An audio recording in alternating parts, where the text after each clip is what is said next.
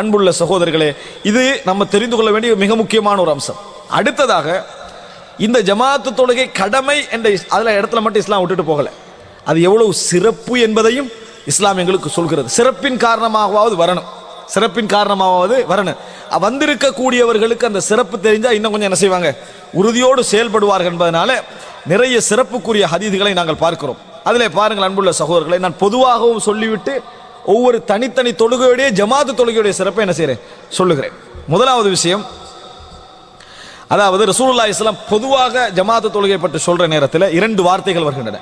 புகாரியில் 645வது இலக்கம், அடுத்ததாக என சஹீஹுல் புகாரியில் 659வது இலக்கம். இப்படி போன்ற இடங்களில் வரக்கூடிய செய்தியை நீங்கள் பார்க்கலாம். ரசூல் ஸல்லல்லாஹு அலைஹி வஸல்லம் சொன்னதாக அப்துல்லா இப்னு உமர் ரலியல்லாஹு அன்ஹு அறிவிக்கிறாங்க, ஸலாத்துல் ஜமாஅத்தி தஃதுலு ஸலாத்தல் ஃபர்தி பி 27 தரஜா. ஜமாத்து தொழுகை தனித்து தொழுவதை விட 27 மடங்கு சிறந்தது. இதைத்தான் சிலர் தனிச்சு தொழலாம், ஜமாத்தோட தொழலாம் என்றதுக்கு ஆதாரம் காட்டுறாங்க. இல்லை, தனிச்சு தொழுகிறது ஒருத்தனுக்கு ஜமாத்து தொழ முடியாத கட்டங்கள் இஸ்லாம் சில விஷயங்கள் சொல்லி இருக்கிறது. அந்த மாதிரி கட்டங்கள் ஒருத்தன் தனியா தொழுகிறான்னு சொன்னா அவனுக்கு நன்மை உண்டு, அவனுக்கு ஒரு சிறப்பு இருக்குது. ஆனால் அது ஜமாத்து தொழுகையோட 27 விட குறைந்தது. இவனுக்கு 1 மடங்கு தான் என்ன செய்கிறது கிடைக்கிறது. அதை விட பன்மடங்கு 27 மடங்கு ஜமாத்தோட தொழுதவனுக்கு கிடைக்கிறது. ரீசனோட பிந்தினவனுக்கு ஒரு நன்மை தான். அதான் சொல்லுது இந்த செய்தி. ரீசனோட ஜமாத்துக்கு ஒருத்தனுக்கு வர முடியவில்லை, அவனுக்கு நன்மை ஒன்றுதான், அவனுக்கு நன்மை ஒன்றுதான். பள்ளியில யாரு ஜமாத்தாக தொழுகிறாரோ அவனுக்கு 27 தான். அப்ப நினைச்சு பாருங்க, அதைத்தான் இந்த செய்தி என்ன செய்கிறது சொல்லுகிறது. அப்ப அப்துல்லா இப்னு உமர் சொல்றாங்க 27 மடங்கு நன்மை. 27 மடங்கு நன்மைண்டா தொழுகையுடைய 1 மடங்கு நன்மையை நம்ம படிச்சு வச்சுக்கிறோம். தொழுகை என்றா என்ன, அதனுடைய சிறப்பு என்ன, அதனுடைய நன்மை என்ன படிச்சு வச்சிருக்கிறோம். அதுல 27 நம்ம 27 முறை தொழுதா என்ன நன்மை கிடைக்கும்? லுகரை 27 முறை தொழுதா அதுக்குரிய குஷு குது எல்லாம் பேணி நம்ம தொழுதோம்னா எவ்வளவு நன்மை கிடைக்கும்? அது அப்படியே என்ன செஞ்சிடும், ஒரு தொழுகையில கிடைக்கும். அதான் 27 மடங்குன்றது. அதான் 27 மடங்குன்றது தனித்து தொழுகிற மனிதனுக்குரிய நன்மை இஸ்லாம் சொல்லிக்குது. அது அப்படியே 27 மடங்கா என்ன செய்யும் எங்களுக்கு கிடைக்கும் ஜமாத்தாக தொழுதா. நினைத்து பாருங்க, அந்த அளவுக்கு ஒரு சிறப்பை இஸ்லாம் சொல்லி இருக்கிறது. இது புகாரில வரக்கூடிய செய்தி.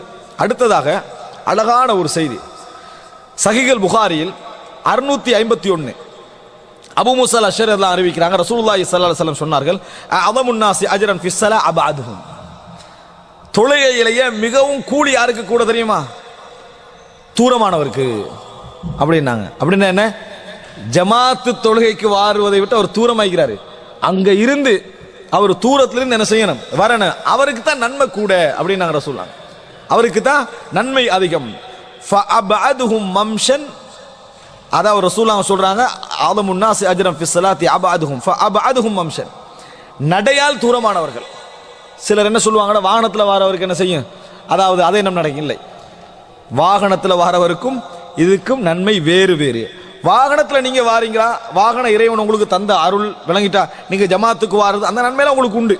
நீங்க ஜமாத்துக்கு வேகமா வாரீங்க, வாகனத்தில் கவனம் எடுத்து அதுக்குரிய இடத்துல நீங்க என்ன செய்றீங்க வாரீங்க, அந்த நன்மையெல்லாம் உண்டு. ஆனா ரசூல் ஸல்லல்லாஹு அலைஹி வஸல்லம் சொன்னது அதுக்கல்ல, நடந்து வாரவருக்குரிய நன்மை மட்டும் தான் என்ன செஞ்சாங்க இதுல சொன்னாங்க. அதுக்காண்டி வாகனத்தை விட்டு நடந்து வாங்குற சப்ஜெக்டும் இல்லை இதுல. ஆனால் ஒரு செய்தி நான் உங்களுக்கு அதை விளங்கப்படுத்துற பின்னால அந்த ஹதீஸ் இதைத்தான் சொல்லுகிறேன், நடையத்தான் என்ன செய்கிறது சொல்கிறேன் என்பதற்கு முஸ்லீம்ல வரக்கூடிய ஒரு ஹதீஸை நான் உங்களுக்கு சொல்கிறேன். அதுக்கு முன்னால ஃபஅபஅதுஹும் மம்ஷன், யார் தூரத்திலிருந்து வருகிறார்களோ அவருக்கு தான் நன்மை கூட, நடந்து வருகிறார்களோ. வல்லதி யன்ததிருஸ் ஸலா ஹத்தா யுஸல்லிஹா மஅல் இமாமி அஸமு அஜ்ரம் மினல்லதி யுஸல்லி ஸும்ம யனாம். யாரு இமாம் வரும் வரைக்கும் ஜமாத்து தொழுகை எதிர்பார்த்து காத்திருக்கிறாரோ அவர் தொழுது முடித்து விட்டு தூங்குவதை விட நன்மையில் அதிகமானவர். நாங்கள் ரசூல் ஸல்லல்லாஹு அலைஹி வஸல்லம் தொழுகையை முடிச்சாச்சு தூங்கிட்டாச்சு அப்படின்னு என்ன பள்ளிக்கு வரல, சுபஹ் தொழுகைக்கு எழுந்தாச்சு, ஒரே பாய்ச்சல் பாத்ரூமுக்காங்களே உதவு எடுத்தாச்சு, முசல்லாக்கு இங்க ஒரு பாய்ச்சல், தொழுதாச்சு, பெட்ல பாஞ்சாச்சு.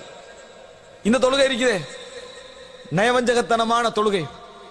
ரசூல் ஸல்லல்லாஹு, அதாவது ஒருவர் அல்லாஹ்வுக்காக அந்த 2 ரக்காத்தை தொழுதுட்டு முடியுதா, அந்த நன்மை அவருக்கு உண்டு, அதுல சந்தேகம் இல்லை.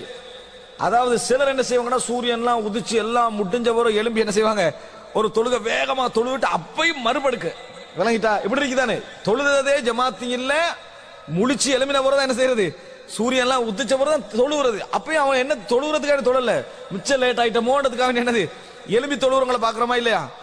இங்க ரசூலுல்லாஹ் என்ன சொல்றாங்க தெரியுமா? உரிய நேரத்துக்கு எழும்பி தொழுவுற சொல்றாங்க ரசூலுல்லாஹ். இங்க வந்து லேட்டா என்ன பண்ண சொல்றாரு ரசூலுல்லாஹ்? உரிய நேரத்துக்கு எழும்பி, ஆனா பள்ளிக்கு வரல, ஜமாத்துக்கு வரல, தொழுதாட்டு சும்மா எனம் பின்னர் தூங்குறாரு, தொழுதுட்டு தான் தூங்குறாரு. ரசூலுல்லாஹ் சொல்றாங்க, பள்ளியில வந்து தொழுதுட்டு சுன்ன தொழுதுட்டு இமாம் வரும் வரைக்கும் வெயிட் பண்ணி நிற்கிறாரு, இவரை விட பன்மடங்கு நன்மை உண்டு சொல்லுவாங்க. இங்க கூட தனித்து தொழுறது அனுமதி ரசூலுல்லாஹ் சொல்லல. எப்படி எல்லாம் சிறப்பு என்ன செய்கிறது கிடைக்கிறது, நீ வெயிட் பண்ற இன்திலார், இமாம் வரும் வரைக்கும் வெயிட் பண்றாய, அதுக்குரிய நன்மை அதிகம் என்று ரசூலுல்லாஹி ஸல்லல்லாஹு அலைஹி வஸல்லம் சொல்றாங்க. இதுல மிக முக்கியம் சும்மயனாம், அவசரமாக ஒருவர் தொழுகிறார், எழும்பி டைமுக்கு தொழுகிறார். டைமுக்கு தொழுதுட்டு தூங்குறவர் கடமையை முடிச்சுட்டு தான் தூங்குறாரு. ஆனால் அவர் எந்த கடமையை விட்டாரு? ஜமாத்துக்கு வரக்கூடிய ஒரு கடமையை விட்டாரு. இவர் நன்மையால மிகவும் குறைந்தவர் ரசூலுல்லாஹி ஸல்லல்லாஹு அலைஹி வஸல்லம் சொல்றாங்க. சுபஹு தொழுகை, சுப்ஹானல்லாஹ், நினைச்சு பாருங்க பாப்போம். அடுத்தது பாருங்க, ரசூலுல்லாஹி ஸல்லல்லாஹு அலைஹி வஸல்லம் அவர்கள் இதுல இது ஒரு இந்த தூக்கம் ரசூலுல்லாஹ் இரவுல தூங்க சொன்னாங்களா இல்லையா? இரவுல நேரத்தோட தூங்க சொன்னாங்களா? அதை பத்தி சொல்றாங்க பாருங்க. சஹீஹுல் புகாரியில் 661வது இலக்கம், ரசூல் ஸல்லல்லாஹு அலைஹி வஸல்லம் அவர்களுக்கு மோதிரம் இருந்ததா, நபி அவர்கள்ட்ட மோதிரம் இருந்ததா அப்படின்னு கேட்கிறாங்க. அனஸ் ரலியல்லாஹு அன்ஹு கேட்கிறாங்க. அப்ப அதுக்காக வேண்டி அனஸ் ஒரு சம்பவத்தை சொல்றாங்க. மோதிரம் இருந்ததுக்காக ஒரு சம்பவம் சொல்றாங்க. அந்த சம்பவத்துல ஜமாத் சப்ஜெக்ட் வருது. என்ன சொல்றாங்க? ஃபகால நஅம், ரசூலுல்லாஹ்ட்ட மோதிரம் இருந்தது. அந்த மோதிரம் எப்படி இருந்ததுன்னு சொல்றதுக்காக சொல்றாங்க.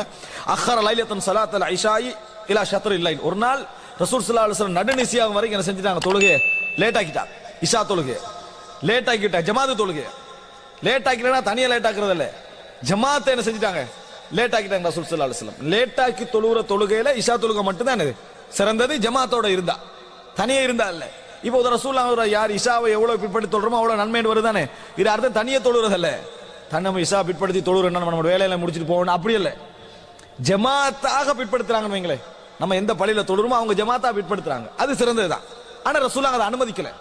மக்கள் கஷ்டத்துல விழுந்துருவாங்க, ரசூலுல்லாஹ் அனுமதிக்கவில்லை. அன்றைக்கென்று ஒரு சந்தர்ப்பம் கிடைத்து ரசூலுல்லாஹ் என்ன செஞ்சிட்டாங்க? பிந்தி விட்டார்கள்.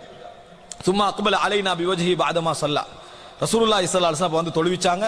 தொழுத முடிஞ்சவனால எங்களை பார்த்தார்கள், சொன்னாங்க எப்படி தெரியுமா? சல்லன்னாஸ், எல்லா மக்களும் தொழுதுட்டாங்க, வரகது தூங்கிட்டாங்க. எல்லா மக்களும் தொழுது விட்டார்கள், தூங்கி விட்டார்கள். ஏன்? இந்த ஜமாத்துக்கு வராம சிலர் என்ன செஞ்சிருப்பாங்க? லேட் ஆகிறதுனால வீட்டில் தொழுவிட்டு தூங்கிருப்பாங்க. ஜமாத்து வேற பள்ளிகளா நடந்திருக்குமே, அவங்களும் தொழுவிட்டு தூங்கிட்டாங்க. ஜமாத்து நடந்தாலும் பள்ளிக்கு வராம டைம் வீட்டுல தொழுவிட்டு தூங்க வைக்கிறாங்க. எல்லாரையும் குறிக்குது. சல்லன்னாசு வரகது, தொழுதுட்டு எல்லாரும் தூங்கிட்டாங்க. வலம் தஸாலு ஃபீ ஸலா, ஆனா நீங்க தொழுது கொண்டே இருந்தீர்கள். முன்து இன் தலர்துமுஹா, நீங்கள் இந்த தொழுகை எதிர்பார்த்திருந்த நேரம் எல்லாம் வெயிட் பண்ணிக்கிட்டு இருந்தீங்க பாருங்க. நான் வரும் வரைக்கும் மக்கள் தொழுவிட்டு தூங்கிட்டாங்க, ஆனா நீங்க தொழும் வரைக்கும் தொழுது கொண்டே இருந்தீங்க. நாங்க ரசூல் ஸல்லல்லாஹு அலைஹி வஸல்லம் நீங்கள் தொழும் வரைக்கும் தொழுது கொண்டே இருந்தீர்கள் அப்படின்னாங்க. அப்படி ரசூலுல்லாஹி ஸல்லல்லாஹு அலைஹி வஸல்லம் கையை காட்டி சொல்ற நேரத்துல ஃபகஅன்னி அன்துரு இலா வபீசி ஹாதமிஹி, நபி அவர்களுடைய மோதிரத்துடைய மின்னலை நான் பார்த்தேன். உங்களுடைய மோதிரத்துடைய பிரகாசத்தை நான் செஞ்சேன், பார்த்தேன். வபீஸ்ன்றது அது மின்னிட்டு விளங்கிட்டா அந்த விளக்கு இருக்குமே, அதுக்கு பட்டு என்ன செய்து மோதிரம் மின்னுது. அது ரசூல் ஸல்லல்லாஹு அலைஹி வஸல்லம் சொல்லக்கூட நான் என்ன செய்தேன்? அதை பார்த்தேன். அனஸ் ரலியல்லாஹு அன்ஹு அவர்கள் சொல்லுகிறார்கள். அன்புள்ள சகோதரர்களே, சல்லன்னாசு வரகது, தொழுதார்கள் தூங்கிட்டாங்க. இப்ப இந்த நேரத்தில் எல்லாருக்கும் அது நியாயம். ஆனா ரசூலுல்லாஹ் சொல்றாங்க, வலம் தஸாலு ஃபீ ஸலாத்தின் முன்து இன் தலர்துமுஹா, நீங்கள் எதிர்பார்த்து அந்த இருந்த நேரம் எல்லாம் தொழுகையில தான் என்ன செய்தீர்கள்? இருந்தீர்கள் என ரசூலுல்லாஹி ஸல்லல்லாஹு அலைஹி வஸல்லம் சொன்னார்கள் என்ற செய்தியை நாங்கள் பார்க்கிறோம். அன்புள்ள சகோதரர்களே, இந்த இன்திலார் பள்ளியில நாம வெயிட் பண்றோம், இதுக்கும் பல காரணம் இருக்கு. ரசூலுல்லாஹ் அழகா சொல்லிட்டாங்க. அதை ஒருத்தர் வெயிட் பண்றாரு, சிலர் தொழுக முந்தியும் வெயிட் பண்ணி தொழுத புறம் வெயிட் பண்ணுவாங்க. எதுக்கு தெரியுமா? உரியவர் வராம இருந்திப்பாரு. இவரை யார் வெயிட் பண்றதுக்காண்டி இவர் போனாரோ, என்ன இவர் இன்னும் வர, நான் தொழுது முடிச்சுட்டு நான் தஹஜ்ஜுதுக்கே பள்ளிக்கு வந்துட்டு தொழுது தொழுது தொழுது உங்களை வெயிட் பண்ணிட்டீங்க, நீங்க வரல, வந்தீங்கன்னா சுப தொழாம உங்களோட வந்திப்பனா இல்லையான்னு சொல்லிடுவாங்க. ஏன்? இவன் வந்தது தொழுகைக்கல்ல, ஜமாத்துக்கல்ல, அவர் வரும் வரைக்கும். இப்படி கொஞ்சம் பேர் பிசினஸ் பார்ட்னர்ஸ் மாதிரி சந்திக்கிற, நீங்க அசருக்கு பள்ளிக்கு வந்துருங்கன்றது.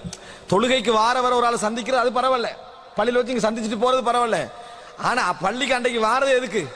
இங்க வந்து மீட் பண்ணிக்கணும்ன்றது, இங்க வந்து மீட் பண்ணிக்கணும். சலாம் கொடுத்தனே முதல் இருக்கிறீங்களா, வந்துட்டீங்க, ஓகே, என்ன எதுக்கு வந்து? இதுக்கு தான் வந்தது. இப்படி இந்த மாதிரி இங்க சர்வசாதாரணமா என்ன செய்யலாம் காணலாம். ஆனா பள்ளிக்கு வார இல்லை, எதுக்கு வந்தாரு? அந்த பள்ளியில அவரை மீட் பண்ணலாம். ஒருவேளை அதுல ஒருவர் தொழுவுறவர் ஆயிப்பாரு, ஒருவர் என்ன செய்வாரு? தொழுவுறவர் ஆயிப்பாரு, அடுத்தவர் தொழாதவர் ஆயிப்பாரு. சரி, இவனுக்காக நம்ம பள்ளிக்கு போகணும், என்ன செய்வாரா? பள்ளிக்கு பேத்துறோம், பாக்குறோமா இல்லையா? அதனால ரசூல் ஸல்லல்லாஹு அலைஹி வஸல்லம் ஒரு செய்தி சொன்னார்கள். என்ன தெரியுமா? அபூ ஹுரைரா ரலியல்லாஹு அறிவிக்கிறார்கள், புகாரில் வரக்கூடிய 659 ரசூல் ஸல்லல்லாஹு அலைஹி வஸல்லம் சொன்னார்கள், அல் மலாயிகத்து துஸல்லி அலா அஹதிக்கும் மா தாம ஃபீ முஸல்லா, உங்களில் ஒருவருக்கு மலக்குமார்கள் பிரார்த்தனை செய்து கொண்டே இருக்கிறார்கள், அவர் தொழுமிடத்தில் இருக்கும் நேரமெல்லாம். ஃபி முசல்லான்றது வீட்டில் உள்ள முசல்லா இல்ல, பள்ளியில ஜமாத் தொழுறத சொல்றாங்க, சொல்லலாம் தொழுமிடத்தில். மாலம் யுஹ்திஸ், அவர் தொழுத பிறகு தொழுத எல்லாத்தையும் குறிக்கும். மாலம் யுஹ்திஸ், உளு முறியாத வரைக்கும். உது முறியாம அவர் இருக்கிறார்னா தொழுகையில தான் அவர் என்ன செய்யறாரு, இருக்கிறார்கள். எப்படி சொல்லுவாங்க தெரியுமா மலக்குமார்கள்? அல்லாஹும்ம ஃபிர் லஹு, யா அல்லாஹ் இவரது பாவங்களை மன்னிப்பாயாக. அல்லாஹும்ம ரஹம்ஹு, யா அல்லாஹ் இவருக்கு கருணை காட்டுவாயாக. யா அல்லாஹ் இவருக்கு ரஹ்மத் செய்வாயாக. இப்படி லா யஸாலு அஹதுக்கும் ஃபீ ஸலாத்தின் மா தாமத்தி ஸலாத்து தஹ்பீசுஹு, இந்த மாதிரி அவர் செய்து கொண்டிருக்கிற, அவர் தொழுகையில் இருக்கிற நேரமெல்லாம் மலக்குமார்கள் துஆ கேட்டுக்கொண்டே இருப்பார்கள். தொழுகைதான் அவரை தடுத்திருந்தால், எப்படி சொல்றாங்க, அவரை வெயிட் பண்ண வச்சது தொழுகைதான் என்றிருந்தால், லா யம்னஹு அன் யன்கலிப இலா அஹ்லிஹி இல்லா ஸலா, விட்டுட்டு போறதுக்கு தொழுகைதான் அவரை தடுத்து கொண்டிருக்கிறது என்று இருந்தால் இந்த துஆவை மலக்குமார்கள் என்ன செய்வாங்க, செய்வார்கள். வெயிட்டிங்குக்கு வேற எந்த காரணம் இருக்கப்படாது, அல்ல டபுள் காரணம் உண்டுக்குள்ள என்ன செய்யக்கூடாது, வரக்கூடாது. தொழுகைக்கும் வெயிட் பண்ணுவோம், வாரத்துக்கும் வெயிட் பண்ணுவோம், என்னது இந்த மாதிரி என்ன செய்யக்கூடாது. வெயிட்டிங் என்ன காரணமாக்கணும், இதுதான் காரணமாக்கணும். என்ற ஒரு சிறப்பான விஷயம். மலக்குமாருடைய துஆ, அவங்களுடைய பாவ மன்னிப்பு கேட்டல், அவங்களுடைய ரஹமத்தை கேட்டல், அது சாதாரணமாக நல்ல ரெண்டு நோக்கங்கள் கலந்துள்ளவங்களுக்கு என்ன செய்யாது, அது கிடைக்காதுன்னு ரசூலுல்லாஹி ஸல்லல்லாஹு அலைஹி வஸல்லம் சொன்னார்கள் என்பதை பார்க்க